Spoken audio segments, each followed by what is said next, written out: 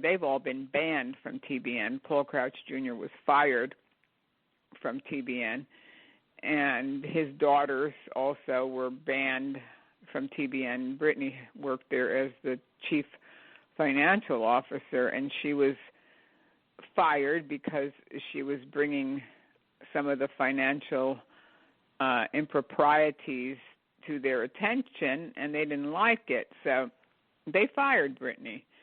And then they fired Paul Jr., and they fired, I guess, Brandon, his son, Paul Jr.'s son. I think he was also fired. And then there was Kara.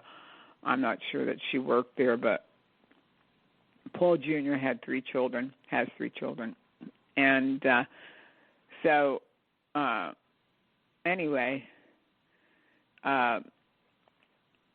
there was a lot of friction with the family, and that side of the family now, Paul Jr.'s side of the family, they were not invited to the memorial service of his father, Paul Crouch Sr., when he died. Also, they were not allowed, they didn't even know he died. Brittany found out that her grandfather died from somebody messaging her on Facebook. That's how she found out, because the family didn't even tell them that he died. Matt and Jan and the rest of that bunch over there, because, of course, Matt Crouch, who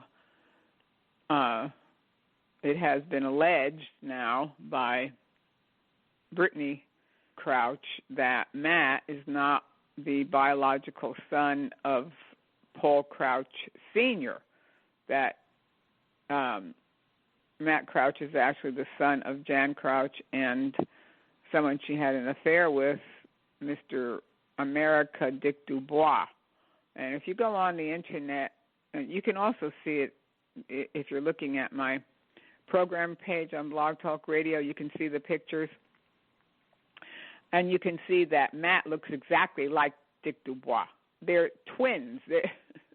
They could pass for twins. But anyway, so now it seems that Matt will inherit everything. He'll inherit, the network supposedly is worth close to $1 billion at this point. And they take in, and this is a public record, so this is not something I'm making up. It's public record. Their income for 2014 alone, selling TV airtime, is $50 million. So $50 million is a lot of money that they take in legitimately. So really they never need to have telethons. What do they need to have a telethon for if they're making $50 million a year just on the airtime? But just like greed, when people are greedy, they never have enough. So in order to get another $50 million a year, which their income is over $100 million, they have to have these telethons, and all they do is scam people. They tell people that if you send money into TBN, you're going to get more money, you're going to get your prayers answered, you're going to get healed. Well, it didn't help Jan, did it? I mean, I could imagine she's probably sown a lot of seeds over the years. It didn't help her. And also, I noticed someone made a comment today on Facebook saying, well, where's Benny Hinn? Like, why isn't he over there? So if God doesn't heal you, I don't care who smacks their hand on your head. You're not going to get healed in that sense. If you're really saved, you'll get healed in the ultimate sense where you'll die and go to heaven. That's the ultimate healing for all of us. So Jan's spiritual condition is doubtful, really. In my estimation, because so people that call themselves Christians and then they run these financial scams to get rich, to get more. Very nice young girl. As some of you may have heard, my grandmother, Jan Crouch, has suffered a severe stroke this past week and is in critical condition in a hospital in Florida. She most likely won't make it without divine intervention. This post is more for those of you who have been blinded and misled by my half-uncle. Now, she calls him her half-uncle, Matthew Crouch. Because of his greed and desire for power and control, our entire family has been exiled and will not get to say goodbye. My heart aches for my father, who has to hear of his mother dying from afar and will not get a chance to kiss his mother goodbye. The pain must be unbearable. First, I'd like to ask for prayer, not only for my grandmother, but that those of us who won't get a chance to say goodbye, that we are able to have peace in this very confusing and difficult time. Second, I want to say that life is precious and short, and to always cherish your loved ones. They'll be gone before you know it. P.S. Congratulations, Matt. You won. Now what? Well, I mean, imagine that they won't even let Paul, at least Paul Jr., go and say goodbye to his mother. What can that hurt? She's not conscious. Oh, I'm telling you. How awful. Matt Crouch should be ashamed of himself. And if you get a chance, call TBN and tell them. He needs to be ashamed of himself, that whole bunch over there. There's no way Paul Jr. is going to inherit the network at this point. Jan can't change her will.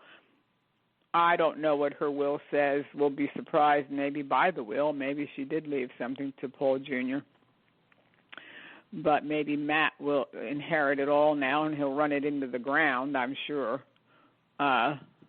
Because to me, he doesn't seem like he's a very good money manager, and he doesn't seem to have what it takes to be able to run that network the way it is, because after all, it's not really a Christian network. There's a little bit of Christian stuff on there every now and then, but the majority of TBN is full of false prophets and false teachers and money-grubbing preachers. So my idea of real Christian television is if you don't do any fundraising at all, no telethons, no seed sowing scams, no Passover scams, no Day of Atonement scams. Like, you just eliminate all that and you preach the gospel. And there should always be openings for books. I am a believer in books and literature because these are things you can hand down after we're gone. Writing is a profession, and I admire journalists, good journalism, and good book writing, because those things will still be here. Maybe the internet won't be here. Maybe television won't be here as we know it, but books will always be here, and we can leave those behind for people.